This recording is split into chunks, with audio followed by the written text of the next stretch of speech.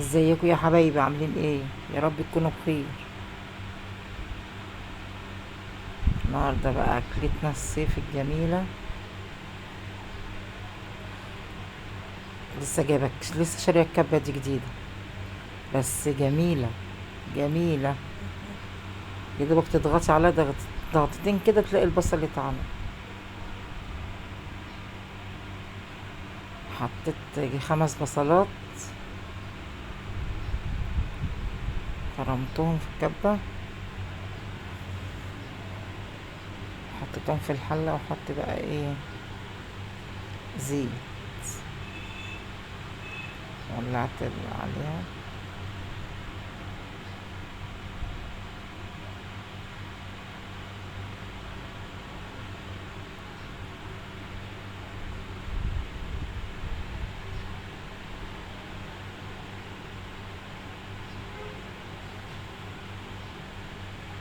عملتها وسبكت، سبتها بقى مع نفسها كده لحد ما اتسبكت. هنا جبت كيلو ورق عنب،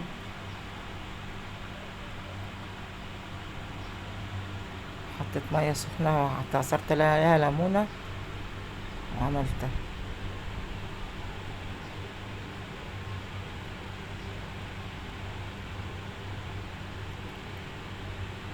يا دوبك بحط بس لونه بيتغير في الميه واشيله.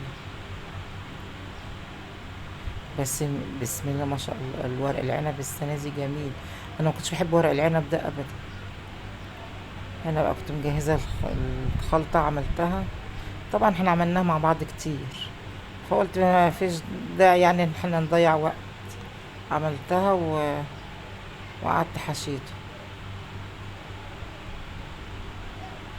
وعملت بدنجان، جبت كيلو بدنجان اسود، وجبت فلفل من الكبير دوت. الفلفل ده بيبقى جميل احسن من الرومي، لانه بيبقى حراق، بيبقى حامي كده وجميل. وحشيتهم وعملت لهم الشوربه بتاعتهم، ورحت حطها عليه. والله العظيم ما اترمى منهم صابع. كان جميل جمال بصراحه ربنا. يعني ما رميتش منه ولا حاجه منه. تاكل لحد اخر صباع.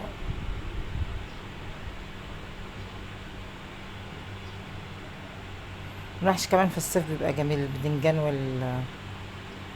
والفلفل والورق العنب ده جميل.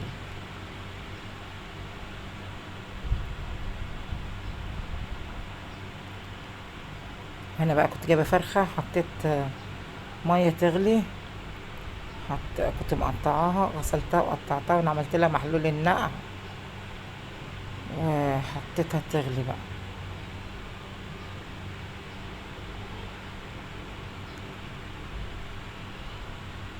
حط لها قطايف.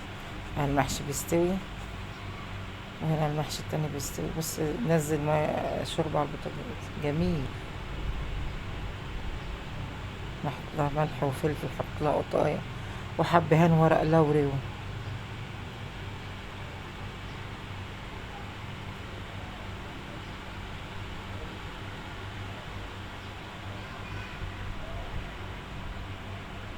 وكنت جايبه ملوخيه وقطفتها والله وجهزتها، بس لقيتها شكلها اتغير، لانها كانت محطوطه في التلاجة، رحت رميها، ما عملتهاش.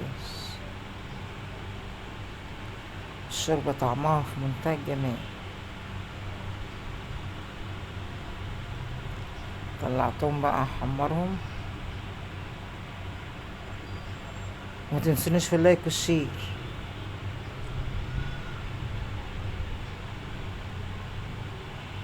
شوية محشي كانوا تحفة، تحفة التحفة كمان.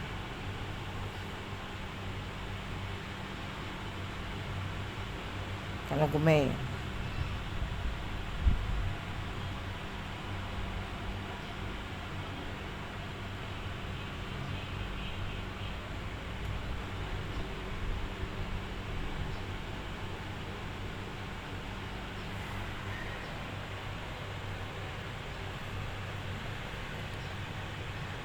كده حمرت الفرخة.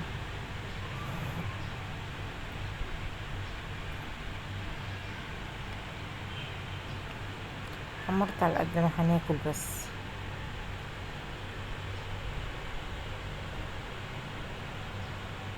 نغرف بقى المحشي.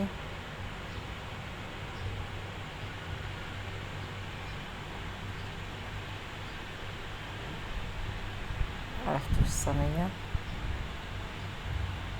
كان جميل بصراحة ربنا، والهنا والشفا، ومع ألف مليون سلامة.